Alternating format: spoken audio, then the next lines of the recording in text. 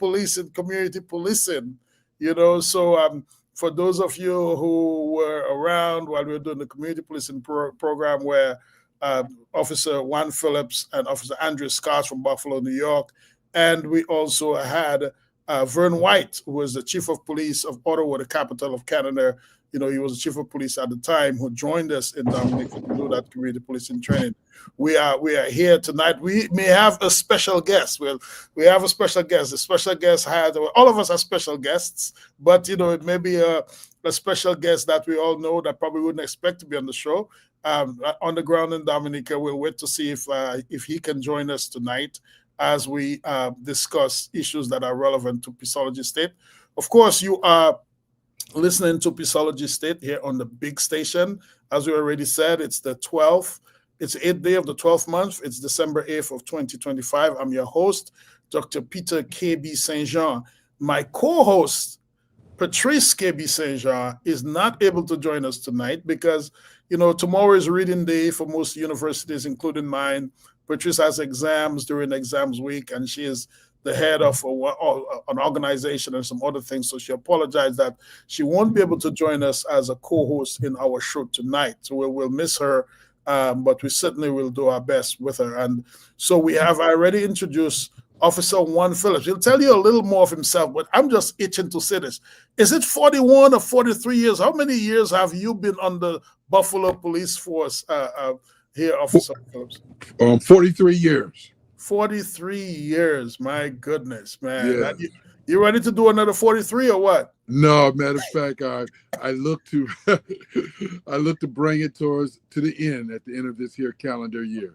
Well, we're glad that we can still talk to you, when you are, while you are still there, man, making this record time. And folks, you're listening to the big station Q95 Radio.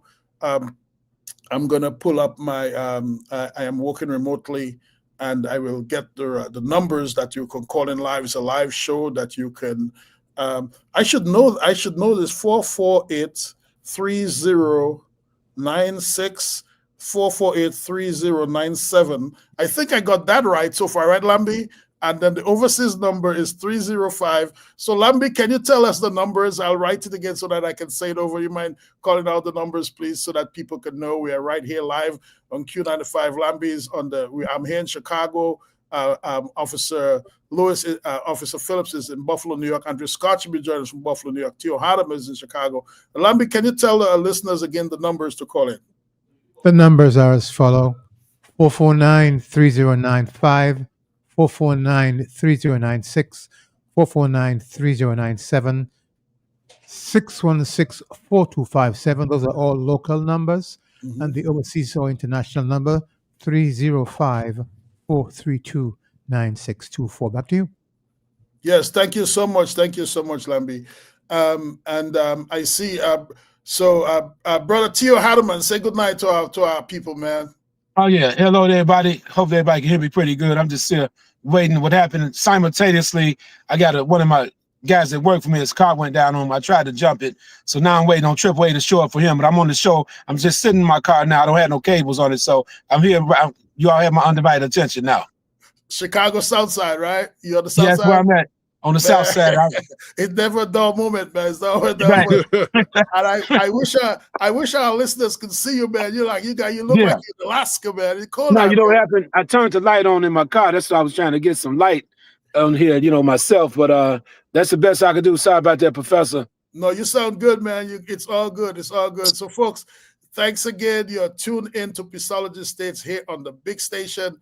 We have a great show lined up for you. Soon we're going to go into a break. Usually I start off by playing Know the Story of Our Peace, right? I usually play it live on the accordion, or I have my harmonica. But for some reason, the bag I have, the harmonica is not in there. I hope it's not lost by any means. And I removed my accordion. I usually keep an accordion in my office and one at home, but I brought the one that was in my office at home because I am planning to travel to Dominica on Friday and I didn't want to leave it in my office. So, but then we have the Lapo Jinping version of Know the Story of Our Peace. And we have a 9-year-old and 2 10-year-olds that are playing the drums. We'll hear that piece there in a moment. As I usually open up the show, I say Peaceology is the science and practice of low stress and high joy. I'm the founder of Peaceology. Peaceology was born right here in Dominica, in Trafalgar, in the Rosa Valley, in Dominica, in the Caribbean, in that section of the world in North America. And in Chicago, we are using Peaceology. In Buffalo, we're using Peaceology as we continue to build Peaceology, the science and practice of low stress and high joy. I'm also the founder of Peaceology Acres, which is a resort over in Trafalgar, and some other efforts that we have. We actually have, I'll be talking later on about a Peaceology Kudme. The Kudme is a very important part of our culture where we kind of do ourselves. And it will be on the 20th, or Saturday the 20th of December. I'll be talking some more about that. But we really want to thank some people who have, some sponsors who have already come on board to help us make this come alive. I will be saying some more about it. But we, on Saturday the 20th of December of 2025 at 6 a.m. we'll have breakfast at Peaceology Acres. Then at 7 o'clock we'll have work crews going to Shaba's house, Dennis Anthony Casimir's house there in Trafalgar, and also Mr. Selwyn's shop. Mr. Selwyn's shop, Bernard, his grandson, is running the shop. But we say Mr. Selwyn's shop because it's a historic, one of the oldest landmarks of businesses in our community that we're giving a facelift to each of those properties. We'll be there working until 4 o'clock. And then from 6 p.m. to 9 p.m., we're going to have a Creole Christmas after party. You're for volunteers and sponsors, asking people to wear something Creole, to have some Creole food, some drink. We'll play some live Lapo Cabwit. We'll play some live Lapo Jingping, some Jingping Bouillon. We ask people to bring an instrument to play with us and wear something Creole. And I'll say this a few times tonight, but I really want to thank some of our sponsors already, Anthony Saint Jean, Newton Saint Jean, Christabel John Baptist, Edgar George, Papiat, Brunch and Munch, Peaceology Acres, Strictly Ike Tells in Wharton Waven, and another location, Back to Eden, Tropical Escape in Wharton Waven. And we have others who have also pledged to provide some donations to help us to renovate, to give a facelift to those buildings, because we in tourism, we believe in developing an intentional community development, IDC tourism, where people, those of us in the tourism industry, give back to help beautify our community and to help give something back to the community from which are the natural resources to help us. So I will speak some more later about that. But meanwhile, if you are interested in being a sponsor, you can call on WhatsApp 716-603-0992, or you can call the show tonight if you're interested in being a sponsor. Our sponsorship, it's pretty affordable. The bronze sponsorship is $100, and we have two mentions on the radio show. The silver is $200. The gold is $300, and the platinum is $500. And we have these two properties in Trafalgar that we're doing the uplift, the facelifts on. But there are properties in other places. We hope to do some things in Wharton Waven next. But if we get more sponsorship than what we need, then we can go right ahead and even do some more. We need a 5-gallon bucket of green of forest green paint, a 5-gallon bucket of light green paint, a 5-gallon bucket of primer, and we need about 6 rollers, 4 brushes of whether they're for 4 inches, 2 inches, 1 inch, with 4 scrapers, and we need some fisser board. So I'll say some more about this, but the whole idea is that part of what we do on the show, besides talking about the history of Peaceology, low stress and high joy, we really want to be able to give some things back to our community. And the young folks who work with us, like the ones who play the Lapo Jingping, that we want to, as they work with us in our program, in a Better Me, Better You, or other things in Peaceology, we want them to learn the value of giving something back to society. A lot of times we want to take, but especially from a very young age, it is very important that our young people learn to collaborate with others to give back to our community. And one of the things we want to do is to help to beautify our space. So Lambi, take us over to the Lapo Jingping, or Know the Story of Our Peace. And as you guys listen to the song, it's simply that. A lot of time we know the story of our violence. We know violence happens, but we do not know the story of our peace. You're not going to hear any singing, but just imagine. So let's let your mind go as you listen to the recording. It's a short piece, Know the Story of Our Peace. And you can get that at Lapo Jingping right on YouTube. Thanks for listening. Right here.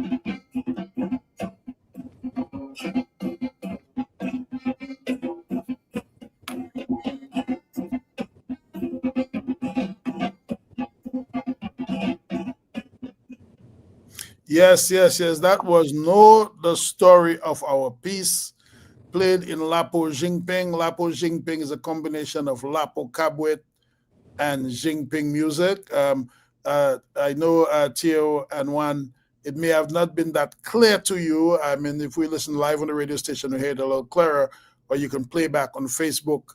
And Lambi, I hope I will be able to indulge you, because we don't have Patrice tonight. If we have any words on Facebook, I don't know if you're in a position where you would be able to see it to read. Do we have anybody yet that says anything yet? Or are we still waiting on them? We're still waiting on comments. If anybody wants to leave a comment or want to see us, we're also live on Facebook. Go to the Facebook of Q95 Radio, the big station again. If you want to call in anytime, you'll be able to call in at area code, of course, it's 767-449-3095, 449-3096, 449-3097. You could also use 616-616-4257, or if overseas line, we can go to 305-432-9624, right?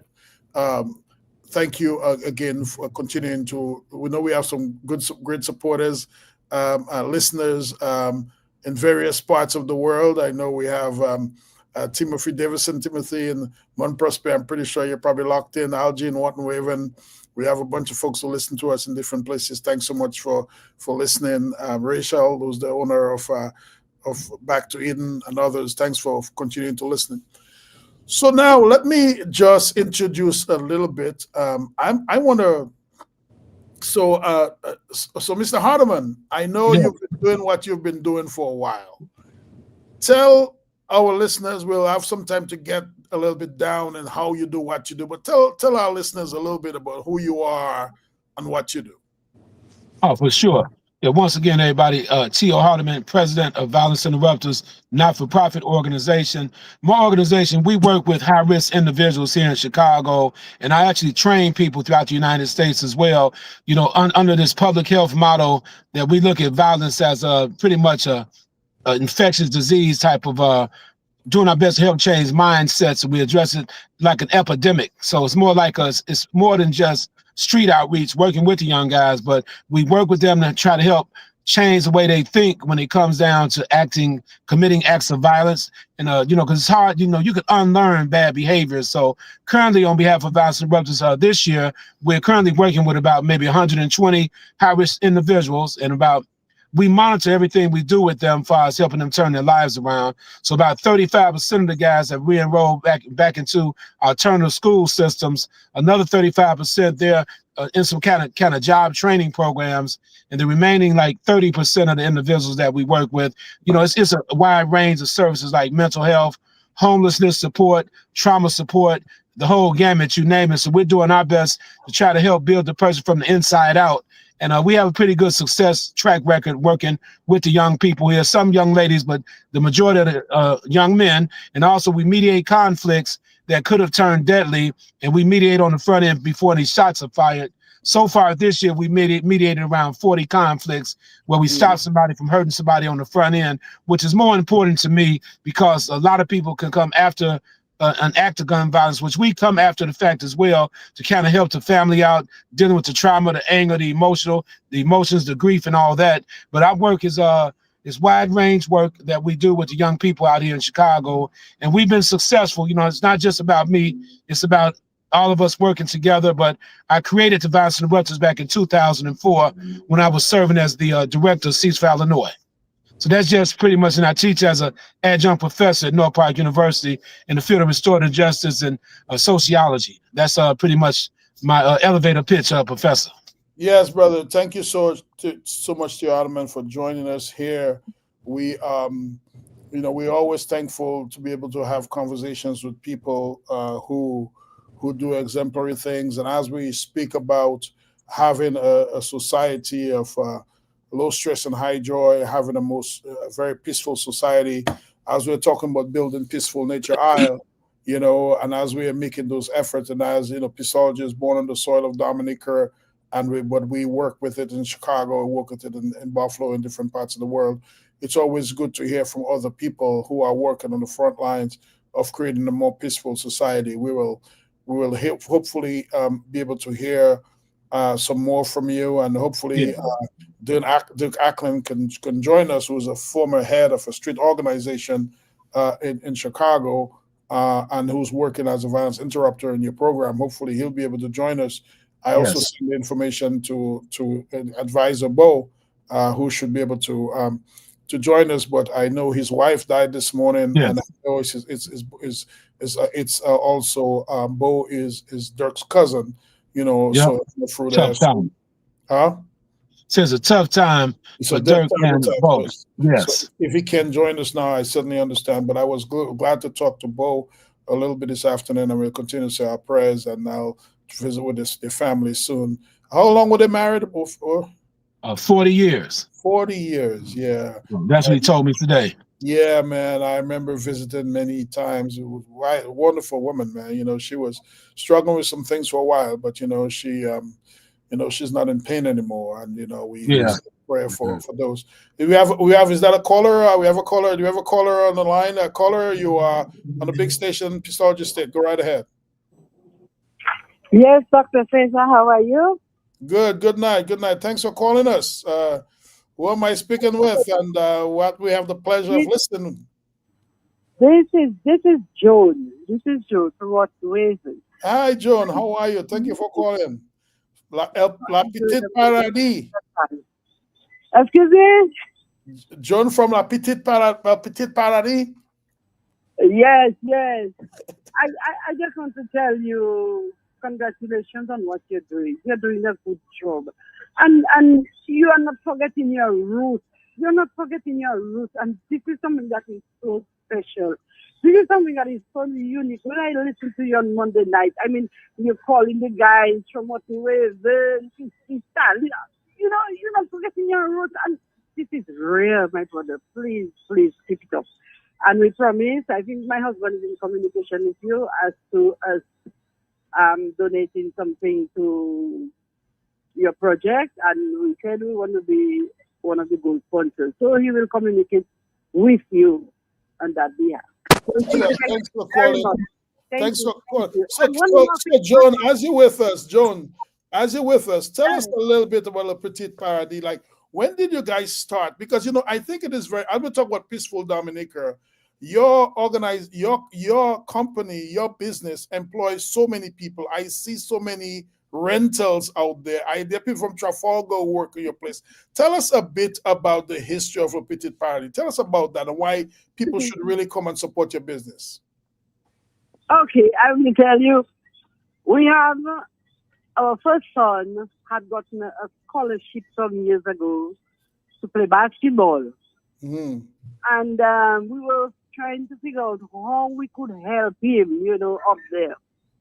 And then some people came from Martinique here, and then they wanted some here to rent.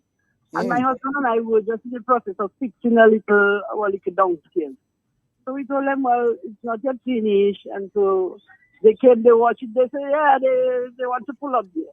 So they stayed there like for the whole month, and I was cooking for them from my kitchen. And so at the end of it, they told us how much. So I myself, I don't know much about it. I tell him, well, I don't know how much to charge you. Anyway, they blessed us with some money. So when we saw that, we were like, wow. So that's a good way to help our son in the States. And Mhm. that's how we started, buying two plywood, buying two boards, and that was it. And we called the place Property Paradise. So officially we started like in 1998. And now we have like 9 rooms. We can accommodate groups of 20 persons.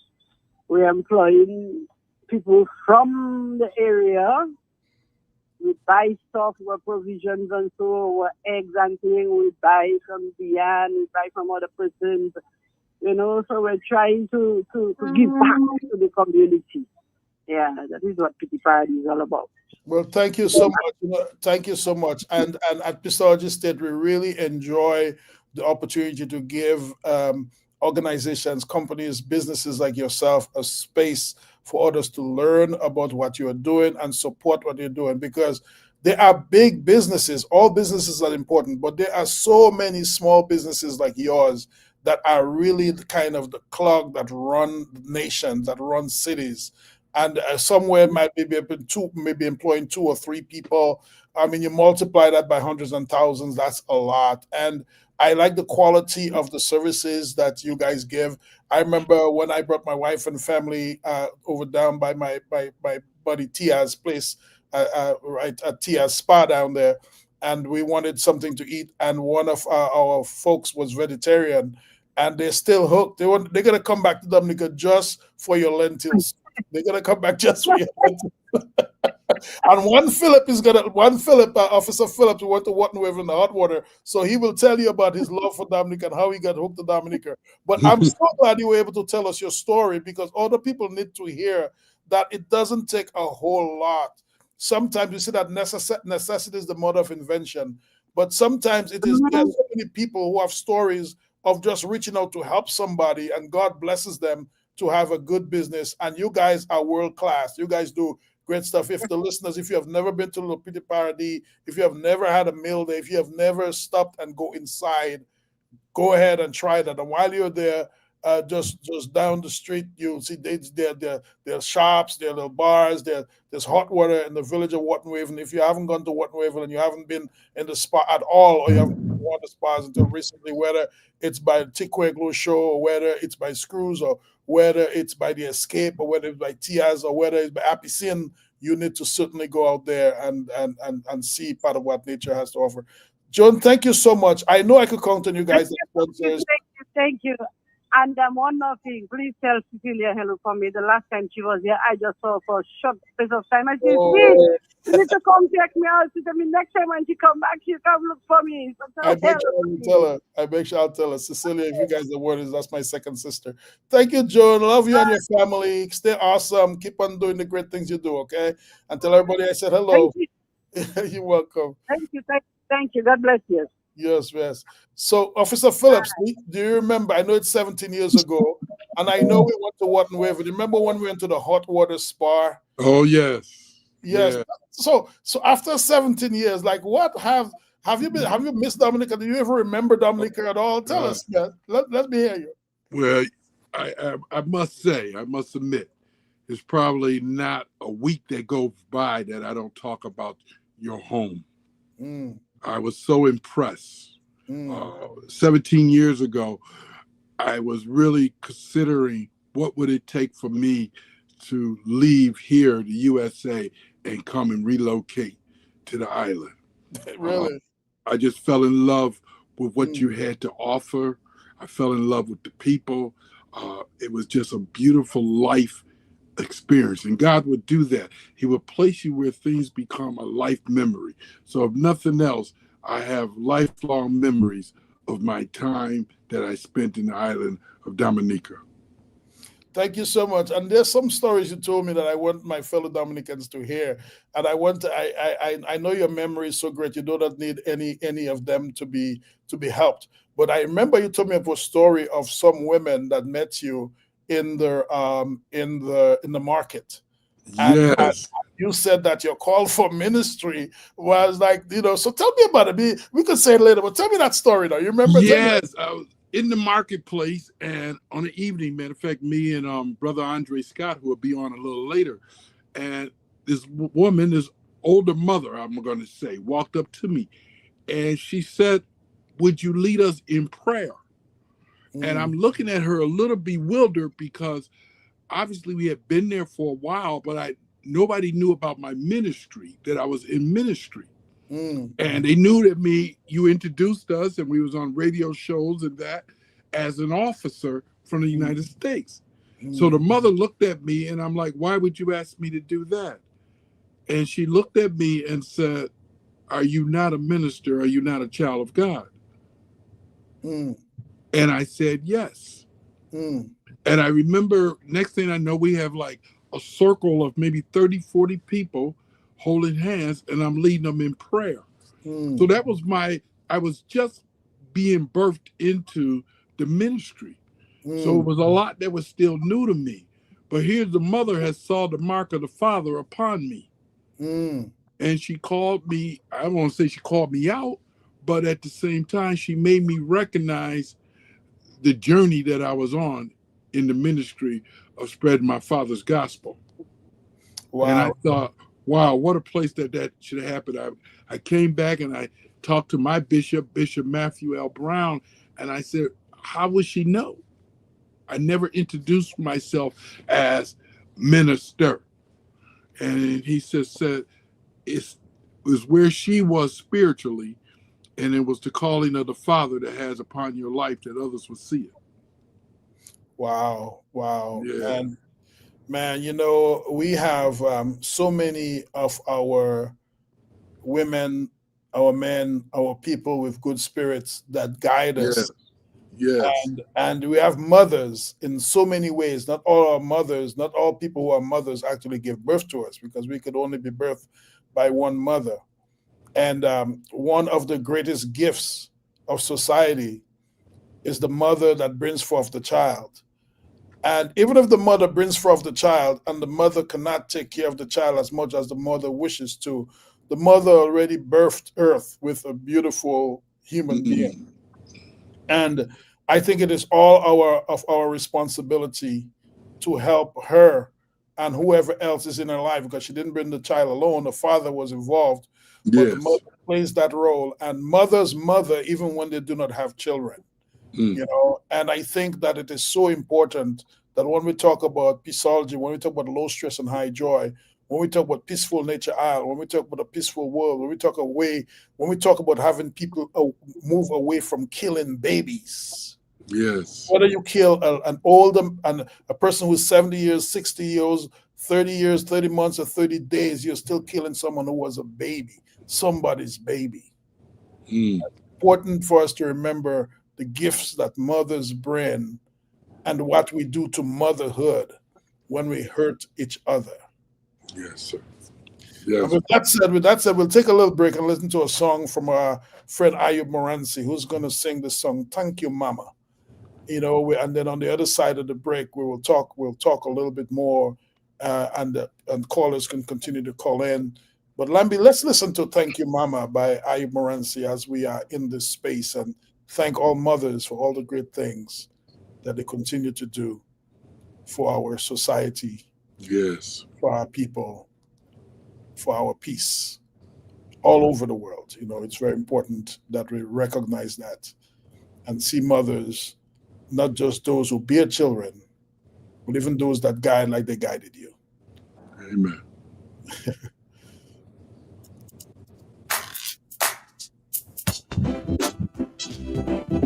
My queen, my special queen, mama. Growing as a young child, life was not easy. Before me, mama and daddy, hear me. With my mama and my papa, man, she had it very hard, red hot. Had to fend for all of me. For all the philosophy. Hear me when I tell you now. I thank you, mama. Oh, I am. I thank you, mama. For who I turned out to be. When I lost my daddy, was only you, mommy, who held my hand. Thank you, mama. Oh, I am. Thank you, mama.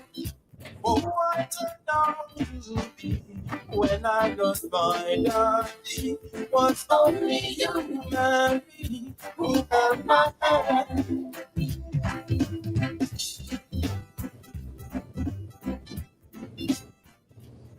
Mama, mama, mama.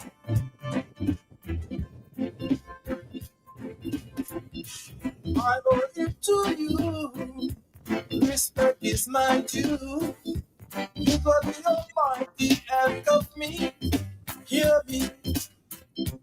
Despite the victory, you stay godly. Yes, you mastered all of me. So, yes, I grew with dignity.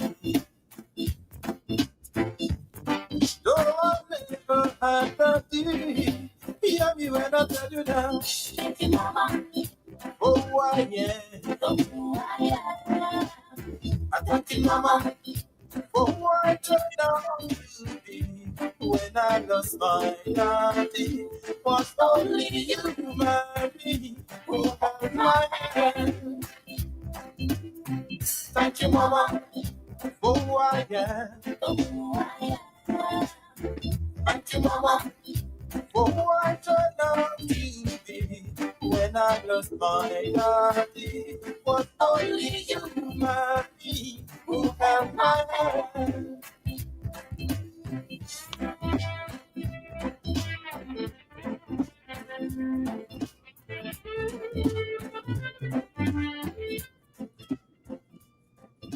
Without not easy, but you brought me up with dignity. Yes, time was rough, never had enough, but we made it through with the Lord's support.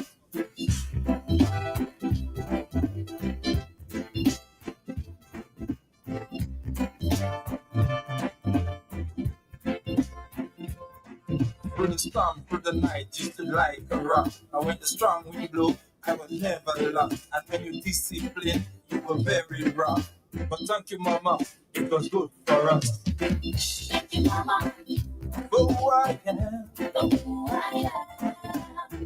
Thank you, Mama, for who I turned out to be.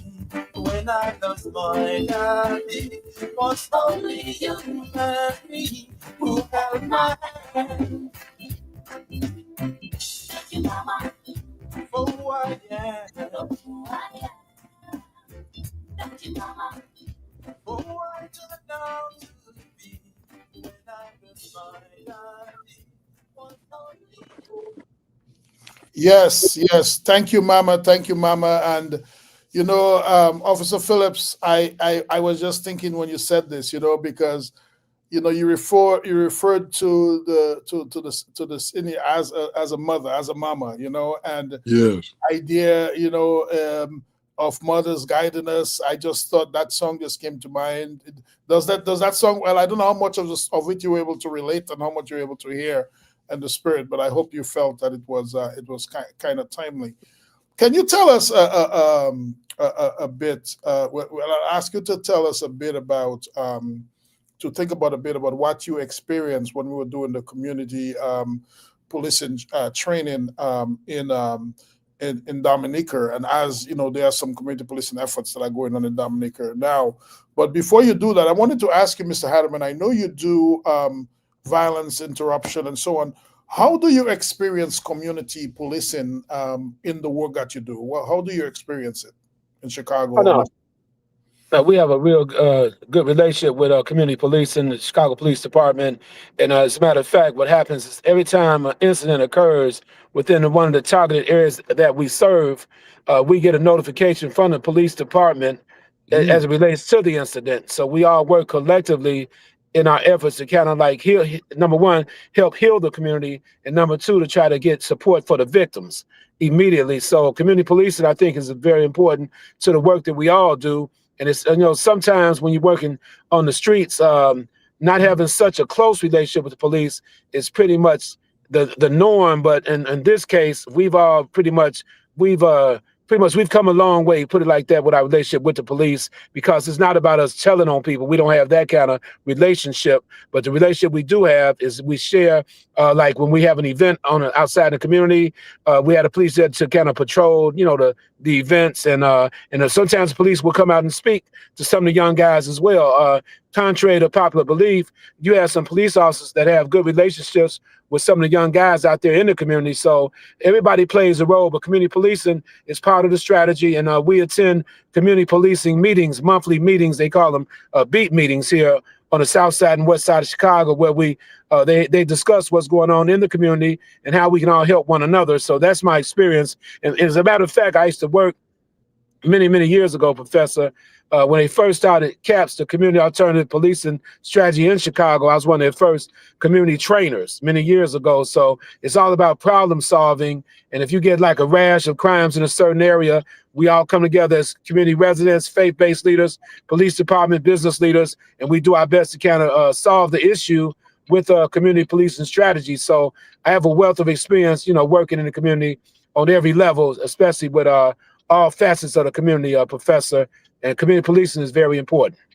So now tell me about, thanks for sharing that with us, Mr. Hanneman. So tell me about what the implementation, because I was an evaluator when I was at University of Chicago doing my PhD with Wes Cogan over at Northwestern. Yes. Wes Cogan was actually on my dissertation committee. And I was one of the evaluators of community policing back in 1997, 1998, Right. 1999, 2000, right? That's when I was one of the evaluators as a graduate student working. Now, tell me about the value. Do you believe that, what do you believe are some good active ingredients for community policing to become implemented and sustained? And what I mean specifically, do you believe that police alone training and getting people ready for community policing can do a good enough job, or does community policing require civilian and citizen involvement even from the inception and the training? What are your thoughts and experience? That's a good question. Yeah, I definitely subscribe to the fact that you need civilian participation along with police participation. When I used to train for the CAPS initiative, there would be a police officer, along with me, and I was more a civilian trainer, and it worked every time. So yeah, I think everybody needs to step up and be a part of it from the inception. And then when you talk about some of the quantitative quantitative or either qualitative. Let me get the language right. One thing that came up as a result of community policing, the block clubs began to organize on a higher level. Community watch, programs became very popular back during those days and times. And some communities boasted the fact that they didn't have any crime on their block once everybody came together with the proper training, proper input from civilians, faith-based leaders, like I said, in the community at large. And there's been a lot of successes in some communities.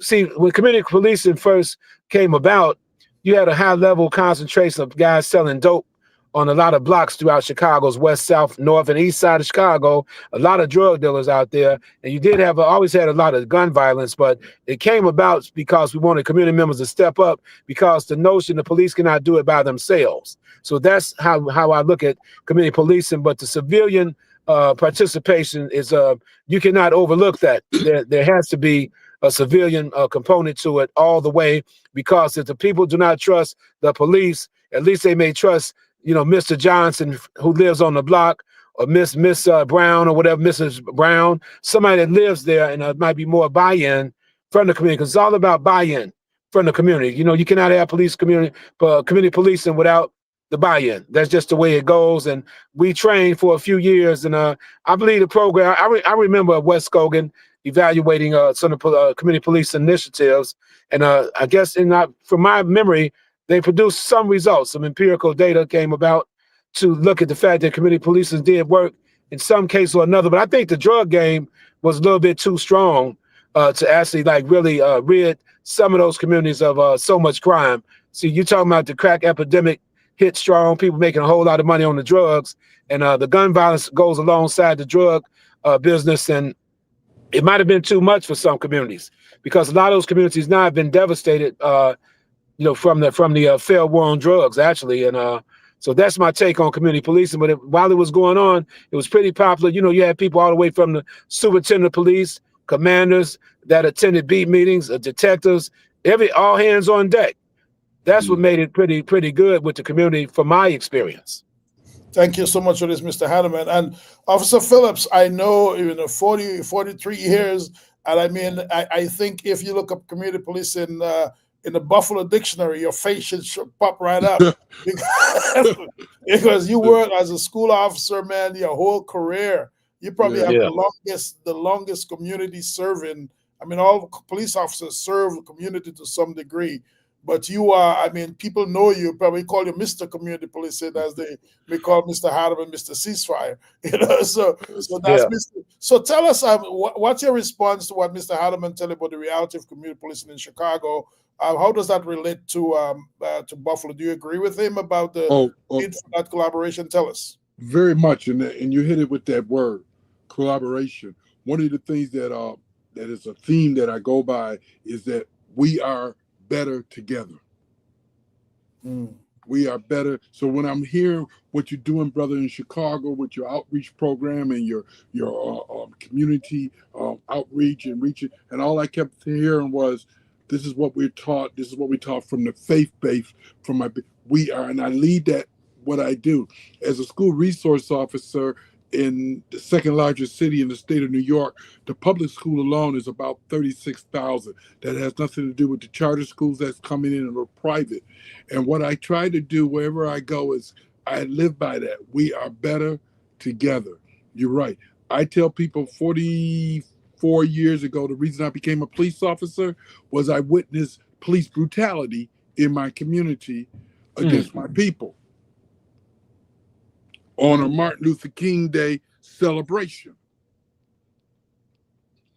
And I went to my dear best friend who became the highest ranking African-American officer, civil servicely in the state.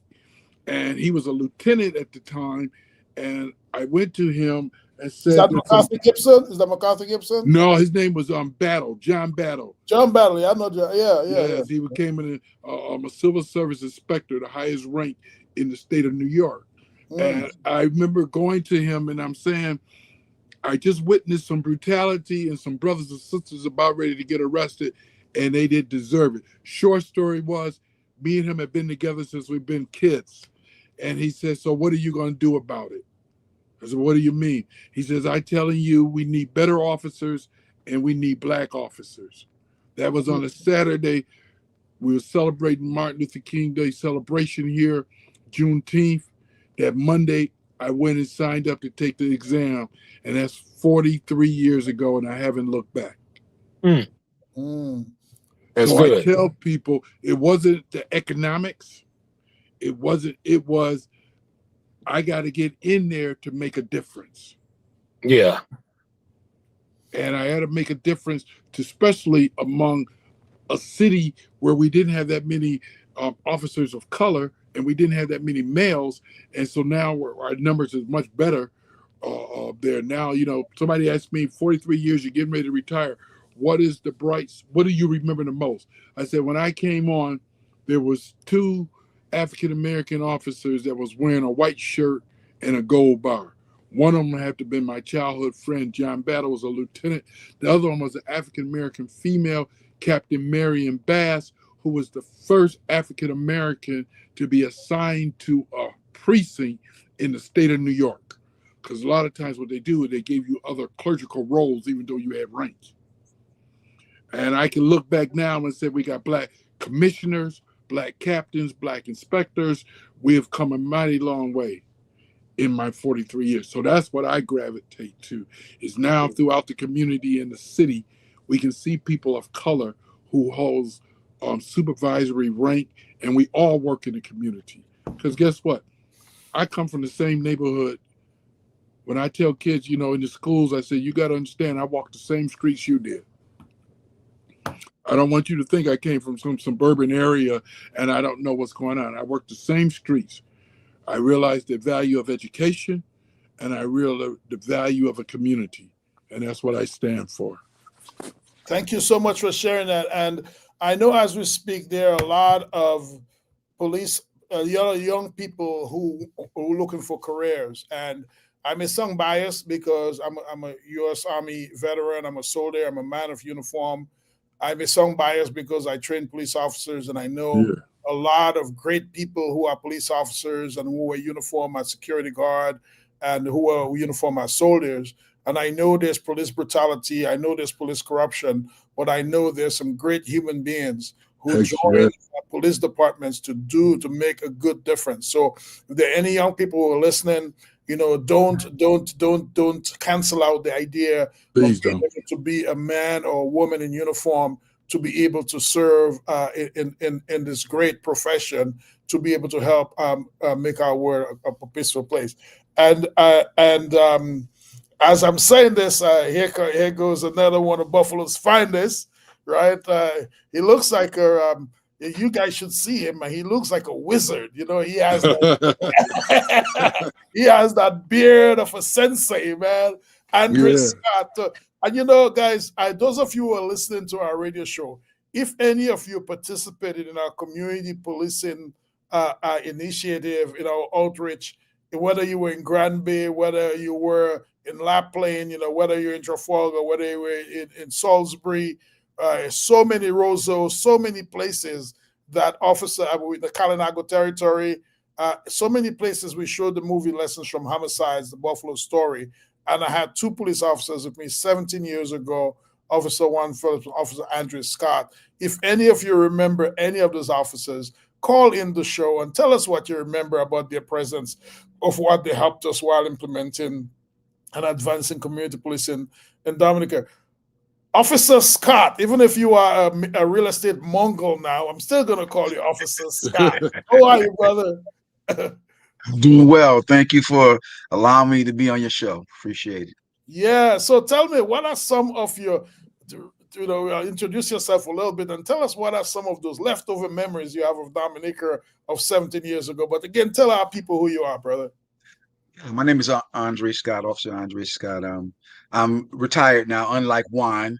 I keep telling him, trying to pull his card. He don't want to leave. He love doing what he do, and that's good. That's what we need. People who love doing what they do, helping the community, helping these, especially our young people here.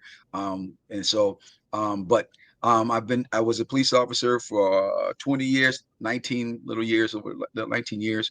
And I've been retired for quite a long time now, still involved in our community, still helping our community out in any way that I possibly can, trying to keep the peace and de-escalate situations. That's what I do.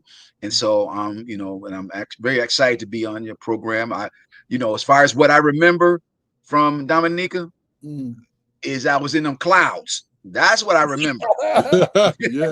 Yeah. I mean, I tell everybody about. I said, listen, man, I was praying all the way up and all the way down because there ain't no guardrails, and all you see clouds. You don't see no ground. You see clouds. Yeah, we went to the freshwater lake in Lodi. Yeah, that's right. Yes, brother. That was a prayer, everyone, all the way up and all the way back down. Hey, Tio, we gotta get to the Dominica, bro. Yeah, beautiful country. That's what I've seen. Beautiful country, beautiful people, very hospitable. Very hospitable. I mean, we were just welcome, and I thank you all. Welcoming outsiders to come into your community and to talk to you about how to better police the community, how to better your community. And that was just wonderful how you received us, and we really, really appreciated our welcome and your hospitality. Yes. Now, Officer Scott, we were asking. I'm going to ask you this question because you didn't hear the answer from Mr. Theo Hardeman, who is. You know what? I want Mr. Hardeman to say some more things about it. He held back some things. He's not just an adjunct professor over there in violence and drug. He has some things he held out on us. He got to tell us about his celebrity status and all that. He probably doesn't want to say it, and I don't want to say it, but hopefully he can tell us a little bit about that. And if you Google his name, Theo Hardeman, Tiohardiman, you'll learn who this brother really is, right? He's kind of modest in what he's saying, but this brother is everybody's the real deal, but he's the real in his own kind of special way. But one of the things I asked Mr. Hardeman, and I'm asking you now, Officer Scott, is about community policing, and in your experience, can a police department by itself implement community policing, let's say with a police officer, and police doing this? Or does community policing require, right from the inception, a strong citizen collaboration in order for it to be successful? What are your thoughts on that question? Oh, absolutely. It needs to be a collaboration. It cannot be one-sided. It has to be a collaboration between the community and the police. And I say that, and if you talk to many communities, like when I first came on, I hear you talking about there's some bad police and good police. Many won't want to say that. We don't want to be involved, but it's a necessary thing for collaboration because it needs both parties. You need the respect of the police and you need the respect of the community. And so I think that has to take place, and that comes by building. It doesn't just happen. It comes by building. It comes by showing up. It comes by repetition. It comes by being involved. It comes by helping out. I know, like in our community, as many people don't want to help the police. They don't want to help the police. They don't like the police, so they don't want to help them. So when we started our community policing, it took time for us to be out there showing up, not just saying we're there, no, but really showing up at events, showing up in the community, walking in the community, having a literal presence in the community, and respecting the community. Then the community in kind gave that respect back, and that's how it's built. And so, but you need both in the beginning. The inception of it has to have both parties at an equal table. So tell me about that in terms of when, and Mr. Hardeman, you can chip in too. when you had civilians or non-uniform people training people in community policing, what role did they play? Tell me about that in Buffalo. And Mr. Hardeman, you can tell me about Chicago. Okay. Tell us about Buffalo first, Officer Phillip, about the civilian role in initial community training, policing training. What did civilians do? Mostly. Is that for me to address? You want any one of you, you or you, Scott, or yeah. Well, Scott, what's your feelings on it? Yeah, initially they were at the table. That's what the whole purpose of it was, that they would be at the table, learning, and as we call it, training the trainer. You know, yes. So we were all at the table learning. First of all, each other, what our roles are, what our perceived roles are, and our actual roles are, and so being able to how do I want to say, dismantle that building that was built, that police don't care about the community, they don't belong in the community, because even back then, not so much as it is now, that they wanted to disband the police department, you know, and make the police non-existent, and I guess and really police themselves. But it was, as we brought each other to the table, we recognized what each other's job was. That not only are the community afraid, but police are also afraid. It's not that, you know, they don't care. The police are afraid, and also the community afraid. Understanding those concepts helped at that table, and making that made known, everybody having a voice, and that was really key. That the community had a voice, not just where you had a voice at the table. So, Officer Scott, if I hear you correctly, and Mr. Hardeman, you can tell me in Chicago, and Officer Phillips, you can tell me if that's what you experience as well. So what I'm hearing you say is that some people, like the police themselves, didn't implement community policing. Some people came in and trained police and civilians in the training of the trainers, and those trainers trained the city. Is that what I'm hearing you saying? Yes. Pretty much, yeah. So how did that unfold, Mr. Hardeman? Tell us about Chicago. Well, that's the same thing happened in Chicago. You had civilians came together, the police, the inception of community police, and I forget the young man's name. It's called Cajun Brother. Many years ago in Chicago, he brought the team together under the community policing, community alternative policing strategy. And his name slips it, but it might come back to him. It's been so many years. That's the only reason why. But I believe that community policing was ahead of its time to a degree, because if you look at what's been happening over the last few years, which have been going on for decades with a lot of the police brutality and excessive force cases, what would happen is that community policing could have kind of bridged that gap with the police and the community. That's what was good about it, because you had a lot of officers that knew a lot of the key members of the community, in which I think that we kind of lost that a little bit. And that's why I say it may have been before its time, because when all the police brutality, excessive force complaints started kicking in, there became a big divide with the community and the police, a real major divide. And so when the people know the community, that was part of community policing. But overall, it was really all about problem solving, training, showing residents how to help keep how to keep their community safe by working together. As an end result, even in the year 2023, myself, I live on the south side of Chicago, and there was a rash of catalytic converter, people stealing catalytic converters from up underneath people's cars. So what I did for my community policing training pass of that era, I talked to all the neighbors on my block. I had to talk to about 30 to 40 neighbors on my block. It's a long block, a lot of houses. So we all made a decision to park right on the backs of each other's cars, right on the back.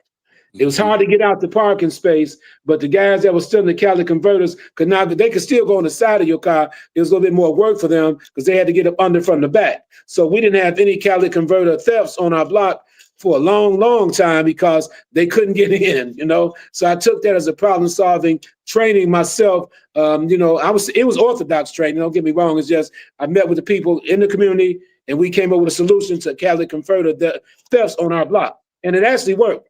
zero catalytic converter thefts. Because you know, catalytic converters cost around $1,300. Right. And that was really hurting a lot of people's pockets, right? So, but the reality, Professor, and everybody that's listening, you cannot get around it. The police, like I said, we knew all the police. That's what helped us out. But now the problem with the police is that on a higher level, because you know Cook County is the #1 county for wrongful convictions. So see the actions of a few police leaves a big major stain on the majority of police. And I don't believe that the people on the higher level dealt with a lot of their police officials on the I don't use the word lower level. I believe we all amongst men here and amongst the ladies as well. I respect everybody. I don't look at people on high and low. But the thing is this, different levels of the work. I think high-level police officials overlook the actions of some of the people in different ranks, which led to a lot of distrust with the police, and that could have derailed community policing, and it did derail community policing for a little while. Okay, so that's my take on it, but that's what it came. It was all about having a police trainer, civilian trainer, and a faith-based leader trainer, and we couldn't miss. I mean, it worked like a well-oiled machine because you had all the components of a community involved. Okay. That shit is uncomfortable for a dog. I would suggest. Bo, mute your mic. Somebody needs to mute the mic. Bo, mute your mic. And as you guys are listening, because I remember when I came in 1996, the very first time I came to Chicago, 1997, I began my PhD at the University of Chicago. And the 29th of April of 1993 is when CAPS, the Chicago Alternative Policing Strategy, community policing started. Whose mic is still on? Is there in the studio? Whose mic is still on? Somebody's mic. Hey, Bo, mute your mic if you can. That might be you, Bo. I'll mute mine anyway too. It's not my mic, but I'll mute mine anyway. Okay. Yeah. Somebody's. Can you hear me? Bo, as long as you are here, man, why don't you introduce yourself, brother? Why don't you introduce yourself, bro? Can you hear me? Yes, I hear you. Introduce yourself. Yes, introduce yourself. Yeah. My name Arthur Stringer. They call me Advisor Bo. Yeah. So tell us more about who you are, what you do. Tell us about yourself. Well, I'm the founder of an organization called Develop a Dream, which deals with recidivism of men and women going in and out of prison, as well as our at-risk youth, and then I have an educational component attached to it as well. I've been in the streets since 2012 trying to advocate unity among the street organizations as well as. Yes. Bo, I know you're there on the south side of Chicago. Stop the violence in our community. Yeah, Bo, I hear that you're going in. I know that you're going in and out. I'm glad that you could even have joined us because I know your wife passed this morning. May God bless her soul. May she rest in peace. So, Bo, you may have to mute your phone a bit. You're kind of going in and out. Try that for a minute. If that's all right. So okay. Am I mute? Yeah, just hit the mute button because there was a background sound in there a little bit. You know, man, we're doing the best we can, man. We're doing the best we can, brother. Okay, I'm gonna hit the mute button right now. Awesome, thank you, brother. Thank you. So I was saying that the Chicago Alternative Community Policing, the CAPS program, the Chicago Community Policing program, started on the 29th of April of 1993. And the interesting thing is that although Chicago is a huge city of about 77 community areas and the like, it did not, of course, they're just pilots that were in 5 of the districts. We have 21 police districts in Chicago and Inglewood, where Mr. Hardeman still works, Marquette, Austin, Morgan Park, and Rogers Park on the north side, but the other was on the south side was where it was piloted. And it's very important for whenever community policing or other initiatives begin, that they have a pilot, because what the pilot does is it helps us to have trial and error, and if we make some mistake, we don't spoil the entire soup. You know, we just try a little bit at a time, and to be able to advance in that regard. You know what it is? Can you believe, guys? It's already past the halfway mark. We're already 12 minutes into the new hour. Lambi, I want you to look. We're gonna try to cut into a song, get our mics off and cut into a song. Another song. Any song that you give us, and then we cut off our mics and we try to stop the go so we get that feedback taken care of. Lambi just cut us to a song here and cut our mics some of the little technical issues we have on our end. Any song you give us by Ayub Moransi will work. It seems that Bo disappeared a little bit, but we can use a little break with a little bit of musical interlude here on the big station, Q95. It's December 8th, 2025. Here's another number from Ayub Moransi. Listen up. All right.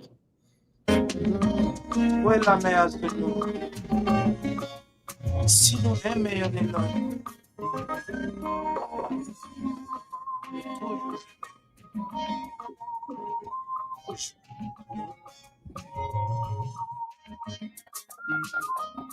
pour nous, oui, et nous qu'à aimer, mais nous toujours fâchés, chaque lettre nous qu'à parler. On samedi, nous aller en ville, en ville pour nous parler.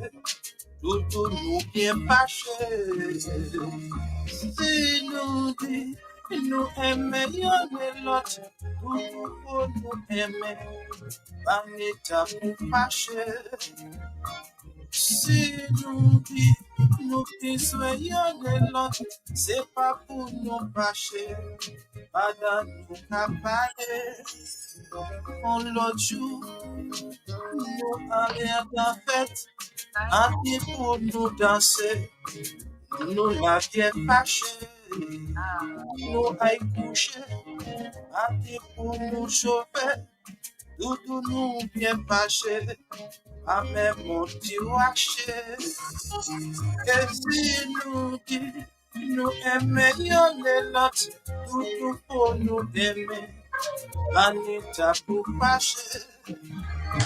Si nous dit, nous besoin de l'autre, Anita nous fâcher, pas qu'à nous parler.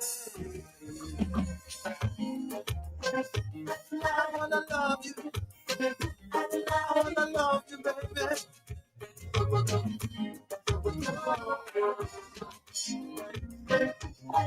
wanna be with you, baby.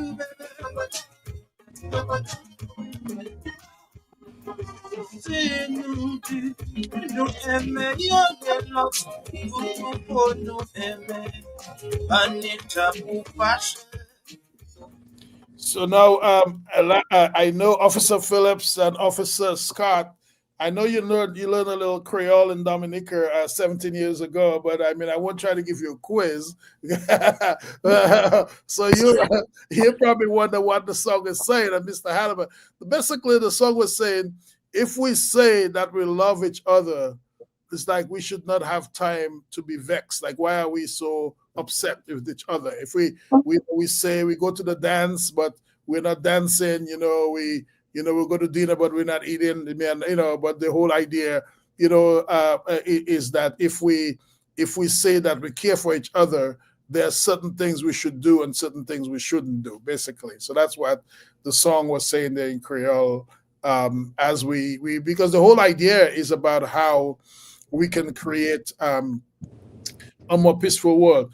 Now, Mr. Hanneman, you don't know much about Dominica. Mr. Scott, Officer Scott and Phillips have been there, they've visited. But I'm going to ask all of your question, and it might sound like a long shot. It might sound like it's irrelevant.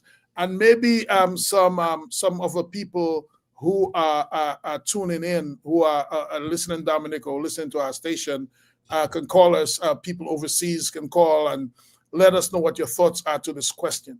So basically, in the new millennium, in 2000, we had 2 murders in Dominica. In 2021 and 2001, we had 1 murder. As far as the news indicated, like in about August, we had about 14 murders, and there may have been a couple after that. I don't know exactly what the figures are. It's probably irrelevant what the exact numbers. Nobody like to go around counting dead bodies, right? But the fact of the matter is that the main thing is that in 2020, we had those low numbers, right, of murders, and actually there were times even before that time. And if I were to go in my book Pockets of Crime, there were even some years that Dominica actually had no murders at all. So our population varies. Some people say 76, some people say 71. But it's a small population, right? So what I want to ask you, do you think it is far-fetched, Officer Phillips and Officer Officer Scott, that you have visited Dominica, you've seen the place, you have been in places, some of the villages that you are in, and the communities that have bigger populations than Dominica. So as I was saying, we had two murders in 2000, and one murder in 2000, two in 2000, and one in 2001. And what I'm asking you, even if we have more than 14 now, do you believe, from the foundation that you see in Dominica, that it is possible for this nature isle to get back to the days of 2, 1, or no murders? What are your thoughts? Oh, that's a very challenging thought, because there's so much that comes into play. Part of what comes into play is what is the social realm of Dominica now, especially among our young people, and we'll go from late teens to 40. One of the things that caught my attention, and I spoke on it, is from the island, was when I was there, I saw a love of people and not of materials. And that caught me, because I come from obviously a metropolitan city. Buffalo is the second largest city in the state of New York. Our population is somewhere around 270,000. But America, just a standard, a love for materials. Can I get something from you? If I can't get it, I'll take it.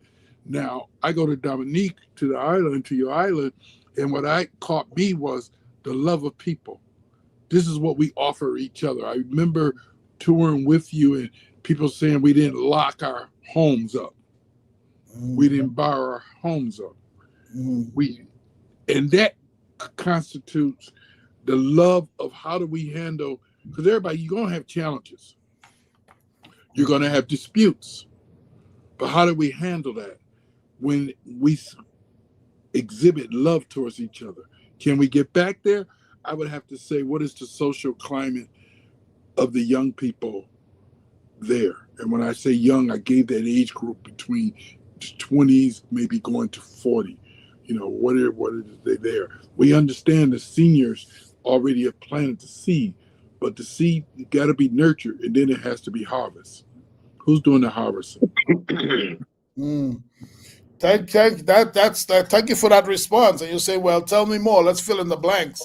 You're saying you see some good foundations, but you need to know a lot more to know if it's possible for us to get back to those days of 2 or 1 or even 0 murders. What are your thoughts, Officer Scott, from what you witnessed and just what you imagine?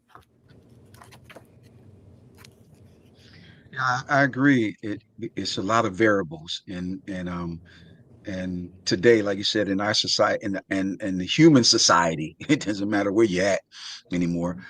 Human society is going to dictate, what can happen, and I think our young people is a big part of that, and understanding such anger, is just wow, such anger is in our young people, and I think that that's not it's not a one thing that can actually help bring it. It's going to take many things. It's going to, and I agree. I think it can be drawn down, but it's going to take, I think, education. It's going to take someone to listen, because I even here, a lot of the problems that I hear, I see when I'm dealing with counseling with some of these young people is that they're not heard. They're not heard. And I think that, if we can have an hearing ear of the older age of those who are more mature, have a hearing here to listen to our young people instead of basically tell them you do what I say, but actually listen to them, because that's where that anger is going to flow out of them into a violent place. So I think that it's going to take many things and many people. It's going to take the whole village to participate. It's going to take the police to participate. It's going to take the churches, the mosque, and whatever to participate to make a community back to that place where it was zero or very low. Thanks. Thank you for this insight. Now, Mr. Hanneman, in Chicago, we hear about the violence. In my book, The Pockets of Crime, I explained that about 70% to 90% of the murders, the drug dealing, and the batteries and the robberies happen in about 3 to 4% of the spaces, right? That means most of the places, most of the time, even like in an area like Bronzeville, on the south side, would not be violent. Do you believe that there are sections in Chicago that probably have, let's say, about 65,000 people, about that, 65, 70, under 100,000 people that have no murders, at least for a couple of years, or have very close to one or no murders of any place in Chicago that may be about less than 100,000, less than about between 100,000 or 70,000 people, 80,000 people? Yeah, you would, for example, Chicago there are 77 communities in Chicago, about 17 out of the 77 are the high crime areas, but you have communities like Beverly Hills, Peel Hill on the south side, Beverly Hills like around 95th and Western area, so to speak, in that area, general area. You haven't had a lot of homicides over there. That population is pretty sizable. But the thing about it, there used to be a time where Rogers Park was a halfway decent place for people to live, but Rogers Park, they have their share of crime. Okay, sorry, can you all hear me? Sorry about that. Yeah, we hear you. Yeah, they had their fair share of crime over there in Rogers Park now, but Beverly Hills, Jefferson Park, over there by O'Hare Airport, pretty safe community for the most part. And believe it or not, the southwest community, depending on which part of it area that you're in, they're pretty quiet over there. I'm talking about around 63rd and 87th in California, 87th in Cicero area. It's not as much crime in those areas. But then when you get back, like say to Inglewood, Austin, Auburn, Gresham, Chatham, South Shore, South Chicago, Roseland, the list goes on and on. And Austin has close to 100,000 people in the Austin area. And Austin leads the city right now in homicides. But this year in Chicago, we're really working hard. We believe for the first time in the last 3 or 4 decades, we might end up under 400 homicides. I don't think it's going to actually happen in reality, but we'll be like 405, 410. That's a lot, but that's not as much as Chicago would normally have, year after year. So right now, a lot of us are working together. The police doing their job, we're doing our job, and hopefully we can keep the homicides down. Yes. And let's say in Buffalo, New York, Officer Phillips, the areas you see in Buffalo that seem to be most peaceful, what characterize those communities? What about those communities? What are some of the things that are common? And let's say peaceful, I'm talking about, because the reason why we measure murders, homicides as a count to compare is because that's the hardest crime to hide for the most part, or the one that is most highly reported. Of course, you could hide a murder, people could disappear, could pass as suicide, but something like rape or robbery or burglary, these things are mostly unreported. So if we were just to look at murder statistics or the murder are not the only statistic that are crime. If we were to look at it, Officer Phillips, and you were to think about your 43 years experience in Buffalo, and you think of a community that is relatively safe from bodies dropping there, it doesn't mean that people from there may not kill people somewhere else, but bodies dropping there. What are some of those things that characterize, what are some of those communities and what characterize them? I think what happens, or at least in Buffalo, and I got Brother Scott, it just happened, we're both are elders of the church. The participation of the church, regardless of whether in our community, we have many pastors, elders, people. I like to say we're ambassadors of the gospel. You have to be out there. You can't be just quoting words and doing speeches and you're not actually on the sidewalk walking, talking, participating. We walk the same Tops Market. I go in the same Wegmans store. You see me. I get so many people come up to me, Officer Phillips, Officer Phillips. Why? Because then they know that you're a part of the solution to the problem. Okay. And it takes that working together, it takes that being out there, educating. I tell people, why are you so angry? Because you haven't learned to love yourself first. When you understand your history and you come to love yourself, then you can love me. You're angry at who? You're angry at yourself. You're angry at what you see where you want to be and where you're at presently. So you see that collaboration, that interest in communities, and the like. One of the things we know, like there's a theory called routine activities theory that says that crime happens when a motivated offender meets a suitable target in the absence of a capable guardian. That means that for a crime to happen, like a murder to happen, there has to be somebody that either wants to kill or wants to hurt.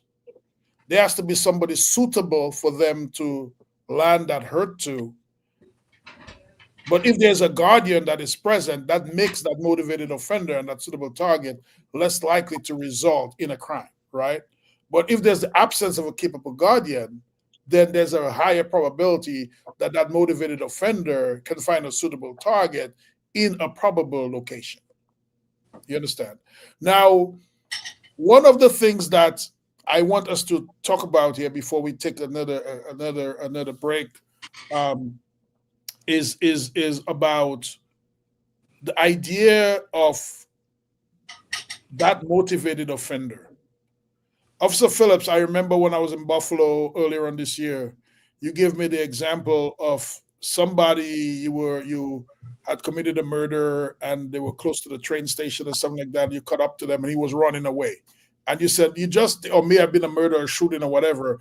And you said, right, you had the courage to do what you did. Now, why are you running away, right? So, an officer, Officer Scott, I know you have had stories of showing up in homicide scenes or knowing people who kill people. What I want us to talk about is when somebody decides to pull that trigger and kill somebody, shoot a woman, shoot two women, shoot one person, shoot whomever.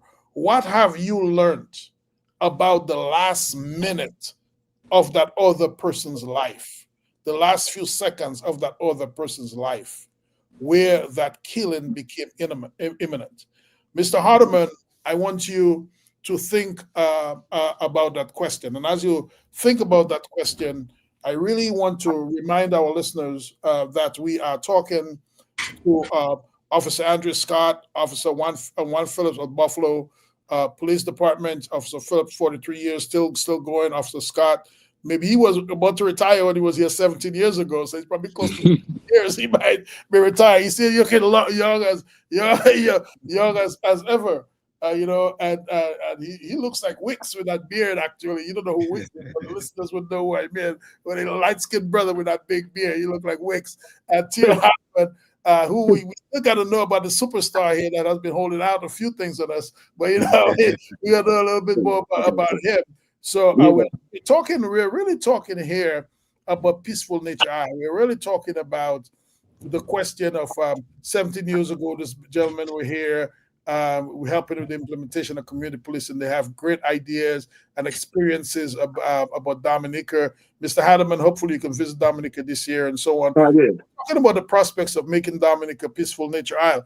Next year will be the 30th anniversary of my book, Lessons from Grand Bay, Prospects for Maintaining Low Crime in Dominica Nature Isle and the Caribbean.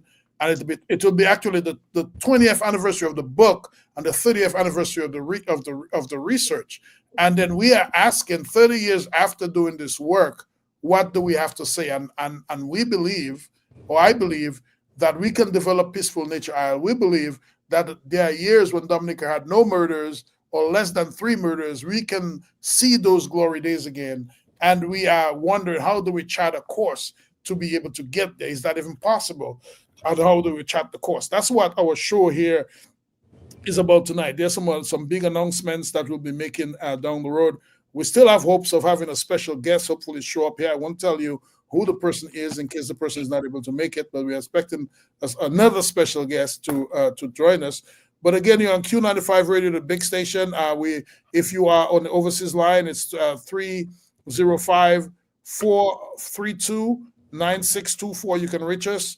You can reach us locally in the area code 767-449-3095, 449-3096, 449-3097. You can reach us on those numbers right here on the big station. And I also want to tell you that we are doing on the 20th day of December, Saturday, 2025, we are doing something we call Peaceology Kudme. Kudme is like volunteering or helping out each other. We ask people to come volunteer with us as part of what we're calling intentional community development tourism. That means tourism that helps to build community. And there are 2 properties that we will be giving a facelift to. One is Shaba's house. Dennis Anthony, and everybody should know Shaba is in Trafalgar in that area. And a business, a historic building in our community, one of the oldest businesses in our part of the area there, Mr. Selwyn's shop. Now his grandson Bernard runs that shop. We're gonna give a facelift to that shop. The buildings are about 22 by 25. We'll put some facer boards as needed. We will do some paint jobs. Shaba needs some windows. If we get enough money, we probably will be able to buy Shaba some windows.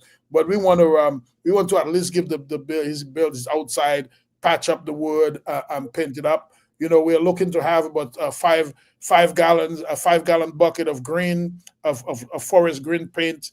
That's going to go for Mr. Selwyn's shop, and a 5-gallon bucket of light green to go for Shaba's home, and a 5-gallon bucket of primer with 6 rollers, 4 brushes, each of inches 4, 2, and 1, 4 scrapers to get the scraper board and so on. Some generous sponsors have started to help us out, and if we get more than we can use for Mr. Selwyn's shop and by Shaba, we will help others. In Watton-Waven, there are people who, and in Trafalgar area, we have, and it's all over Dominica to some degree, but Watton-Waven and Trafalgar pocket there in that and Mont Prosper in that Roseau Valley bucket, in that Roseau Valley basin. Peaceology was kind of born there, so we spend a lot of time trying to help our brothers and sisters in that area, to help beautify their place. Like the Petit Paradis, right in Watton-Waven, is one of our sponsors for this event. We also have Strictly ITELs. That, by the way, if you guys ever go up in Watton-Waven, close to Tikwe de Glochero, you pass the entrance a little bit on the left, you will see Tabitha's shop there, Strictly ITELs. Beautiful, great cane juice, sorrel, whether it's soursop, different types of juices and different types of natural pastries. ITELs for you guys, for those of us here, it's like just vegetables. That's kind of what it is. Also another place in Watton-Waven, back to Eden, Tropical Escape, Rachel over there, close to the area where Tia Spies in that section of Watton-Waven. That's one of our sponsors here. We have an anonymous sponsor. We have Also, Peaceology Acres. This is our place, Brunch and Munch by Sandrine over there in Trafalgar. Papiat Wilderness Retreat in Trafalgar. Edgar George, the son of Henry George, who's always supportive for the efforts that we are making. We have, Berkey's Tropical Paradise as well. And Christabel John Baptist, who works with the Department of Tourism, who is really front and center helping us to make this thing happen. And Anthony Newton St. Jean, who's my brother, always willing to lend a hand. So if you have any questions or you want to support this for the Kudme, please go right ahead and reach me at 716-603-0992. Or you can if you call the station to reach out, you can do that as well. So we just wanted to reach out and thank you for supporting these efforts, because we believe in peaceful nature Isle. Now, Lambi, I feel like I want to hear another song, a little bit of another song. There, you can give us something, give us a surprise. We'll hear something. Can you believe we only have 20 more minutes on the clock? Really less than 20 minutes if you think about it. Just about 35 more minutes of the show. We'll come back and we'll get to hear from Mr. Hardeman, from Officer Scott and Officer Phillips. When people kill people, what happens the few seconds before the death happens, and what do we learn to be able to help us to be able to prevent those matters in the future? Right now, let's go to another number from Ayub Moransi. Lambi, let's have it.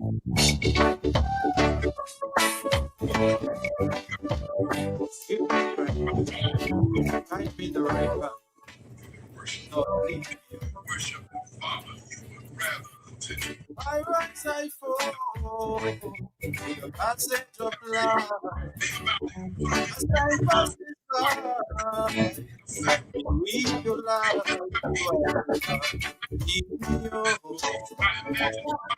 lead me on,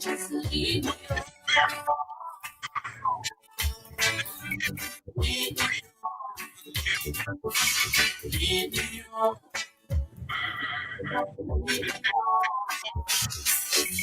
See me crawl, till I walk through the mischief and pain. I rise against the ice.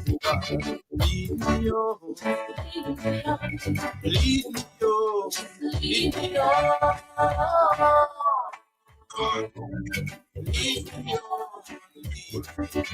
lead me on.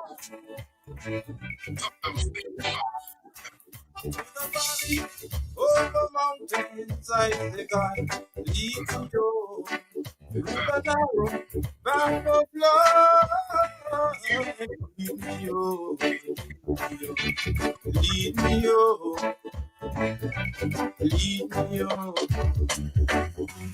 I rise, I fall, and I'm still alive. Through the shadow of death, I fear no evil. Those that don't like my face, I care for them more. But I say, God, lead me on, lead me on, lead me on.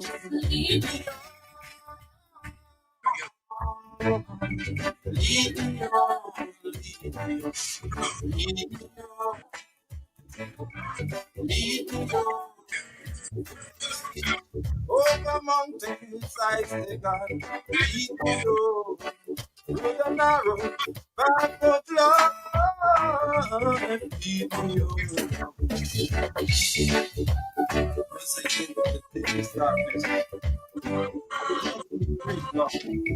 When you are with me, shit for the wrong.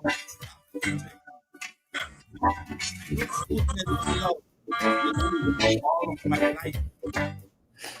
Lead me home, lead me home, lead me home. Let's get some wisdom. Ayub Moransi asking us to get wisdom, to lead me on. Ask for the Creator to help clear our minds and help us to find our way, to lead, to follow. It's any leader, any good leader should be a good follower. of Yes. something. Because if you're leading somewhere, you're probably following something. And we believe following our Lord, following a body, something that is bigger than yourself, can help you to make better decisions than worse ones. So, gentlemen, what are you in any one of you that feels talking, like feel moved to speak first? When we talk about that very act, if we're talking about reducing murders, at some point, 3 seconds ago, somebody was alive. 1 minute ago, somebody was alive. What have you learned about what happens to that point where it could have not happened, but it did? So what are some of the things that you have learned on your job and your experience in that regard? I have some stories of my own as well, but any one of you, whichever order you feel like speaking, or let's have to choose somebody. Well, Professor, that's a real deep question, but I can just use myself as an example. When I was 17 years old, I used to ride the bus like a lot of people, and back then we would wear a lot of gold on our neck, and it was a thing for men to go to the back of the bus. Most men didn't sit in the front of the bus. We had to walk back to the back of the bus with our chests up, okay? And I get back there, and this guy with a little short guy, kind of built guy on a tank top, was in the summertime, and he said, when I get off the bus, he gonna take all my jewelry from me. And he had a big old butcher knife, he showed me the butcher knife.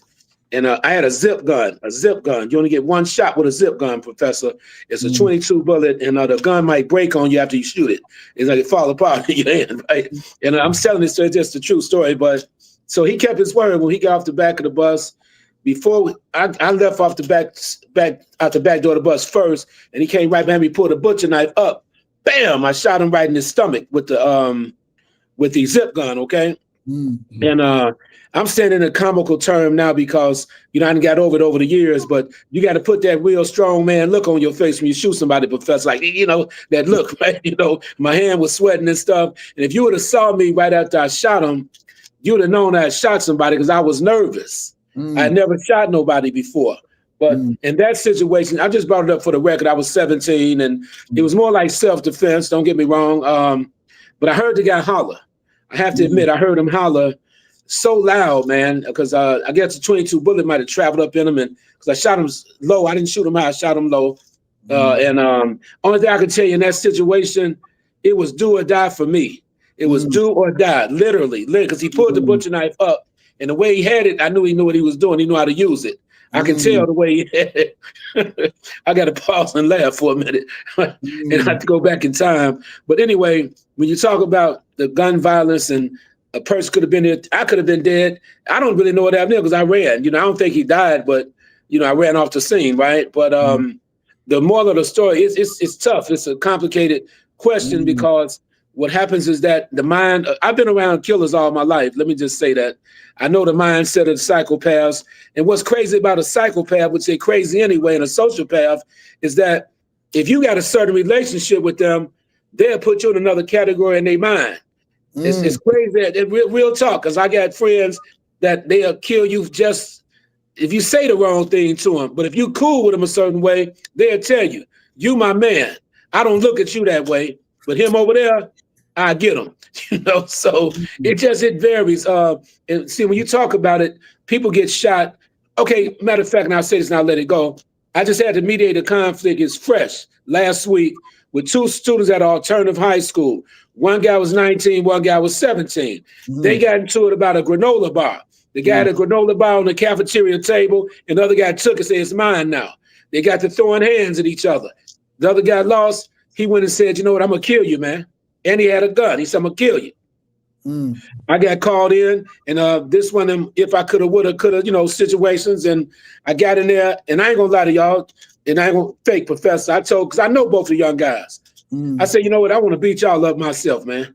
I'm serious. I told him, I say, I want to beat y'all up, because y'all don't even know what y'all up against. You don't know what's going on. But to answer your question a little more direct, if that guy had shot that guy, his whole life would have been messed up for the rest of his life, because they would have known he did it. And I knew his father, because his father was in the mediation with me. And it was really deep, because the other guy that was the fighter, he like, I don't know how to use no gun. I just want to fight. And he was committed to fight, but the other guy was trying to tell him, the guy that had the gun, he said, look, I got shot in the leg before. I don't fight no more, man. I shoot. So when you think about the mindset of these guys, and the reason I'm talking this way, because the killers are all over the place. There's so many variables, Professor. It's not just gang related. It's domestic, interpersonal violence.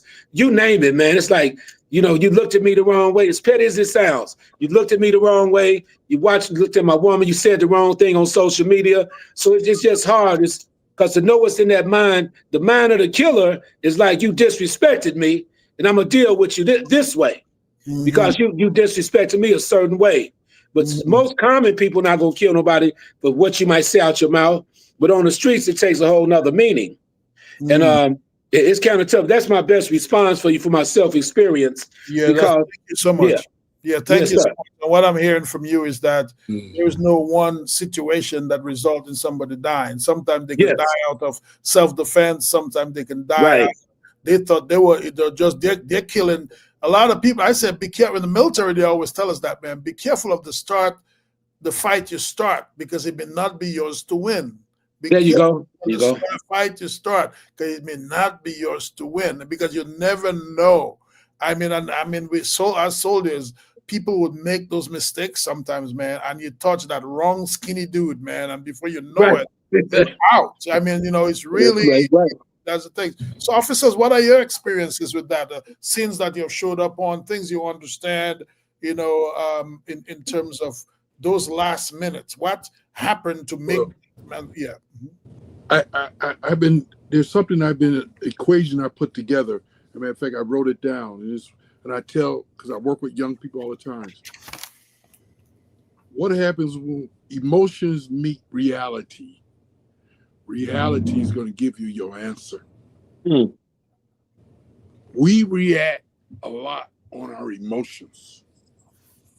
And what I mean by that is, as Officer Scott could attest to it, I deal with a lot of emotions. Are you willing to take the responsibility of your emotions? So somebody says, well, we're going to fight.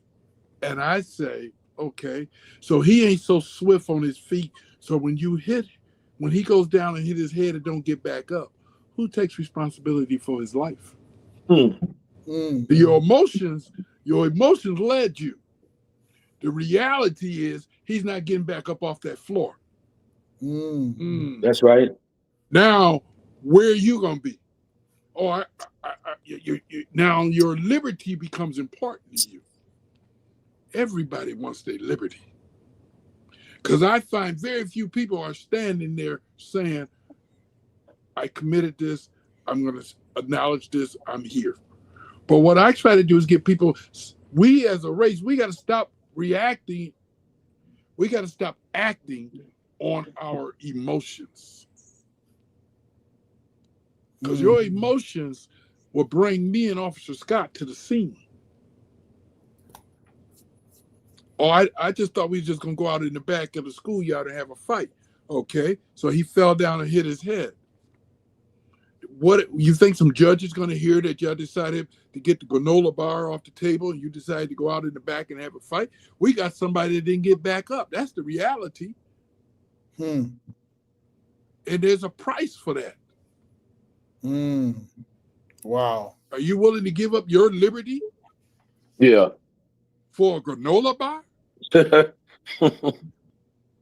on, let's just, right. Sometimes we got to stop letting our emotions, and I'll stop talking, but you can see I'm passionate about it. We got to stop letting our emotions guide us. We got to be in charge of our emotions. Are you serious? I'm about ready to go give up my liberty for a granola bar? Yes, sir. Come on. That's so please, I hope somebody intervenes. Thank you. We only have about 8 more minutes here, and we want to leave a little bit early to give some space. Officer Scott, what's your contribution as we wind up? Yeah, you're muted, Officer Scott. Can you? Yeah, and then you do that, and that will get us. So as we wind down, my thoughts is, when I work in the streets and dealing with people who have, of course, murdered people. And being on the scene at that time and having to arrest them, you ask them, what happened, and many times they don't know. But I don't know. Yeah. What do you mean you don't know? But if I may say this, it's desensitization. Many people, because they're desensitized to the homicide, what that really means, as Officer Juan was saying, they don't understand the consequences. They're desensitized to the fact that they see it so much and it's around them so much that it's really nothing to do with. And they really don't know. I've heard people have talked to people and they say, man, I blacked out. I blacked out. I don't even know what happened. Yes, sir. So, you know, to ask, for my own personal experience, I couldn't tell you because I ain't been there. Of course, I've shot at people. Thank God I never hit nobody and they never got hit. But, just from my experience with talking to people, I think it's a desensitization. And I think society has helped us make that point. Media, um, music, videos, games has desensitized, especially our young people today. They don't see that it's real. Yes. They think it's all a video game, huh? Yeah. Well, as we wind up here, I also want to send out condolences to family members of Eddie Anthony James Jr., who was AKA Boom, on the 10th of December 10th. There's a candlelight vigil for him. He was somebody turn off the mic, please. He was the last murder victim in Silver Lake at 6:30 p.m. Over on at Silver Lake at his residence where the homicide occurred, the murder happened, and on the 18th there will be of December will be his funeral on the 18th. I should be in Dominica by that time, be there, give support to the family. His father, Wadada James, was, Edison James was also a victim of murder in the same community, and we continue to try to work for a more peaceful community. Our next show is on the 22nd of December in studio. I should have with me his Bloom's sister and his stepmom joining us in studio in Dominica. Gentlemen, I really want to thank you, Lambi on the table. Lambi, thank you so much for being on the control with us. I know it's been a long night. Hopefully, our special guests couldn't join us tonight. Hopefully, they can join us in 2 weeks. Gentlemen, Mr. Professor Theo Hardeman, adjunct professor. This brother was in the movie The Interrupters, man. If you guys look at The Interrupters, he has a comic book and he has a book, and he ran for governor too. I would tell all your business stories. So he ran for governor a couple of times. He's gonna win one of them days. You know what I mean? One of these days. That's right. Now you got to do what you got to do, Professor. Yeah, Officer Andrew Scott, Officer Juan Phillips, man, thank you so much for being here. We really want to thank our sponsors, Le Petit Paradis. Really want to thank the others right there, Strictly ITEL in Watton-Waven for supporting our events. Anthony St. Jean, our anonymous donor, Christabel John Baptist, Edgar George, Papiat, Berkey's Tropical Paradise, Bunch and Munch, Peaceology, Acres, again, Strictly Itals, and Back to Eden Tropical Escape. Thank you, everybody, for listening to Peaceology State on December 8th of 2025. I'm your host, Dr. Peter KB St. Jean, here in Chicago with our others, two brothers in Buffalo, New York, and Mr. Hardeman here in the city. Dr. Don Dirk couldn't join us tonight. Arthur Stringer joined us for a little bit, and in peace to his wife, Marianne. Yes. All right. Thanks again, Lambi. Thank you. See you next time. Bye-bye. Thank you. Thumbs up. Yo. Thanks, brothers. Thank you.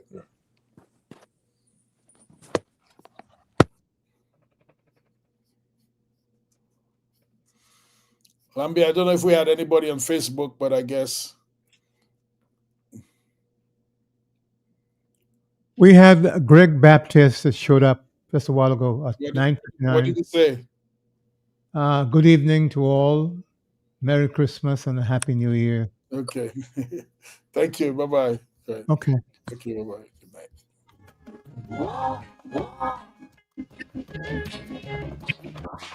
night. We don't need no more now.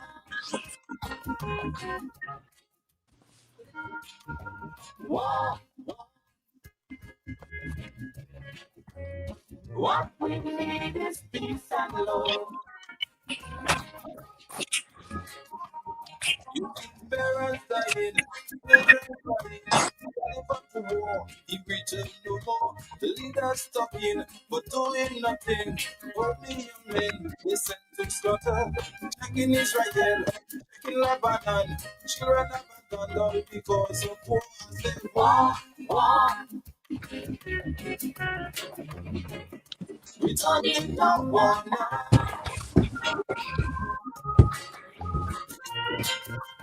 War. What we need is peace and love.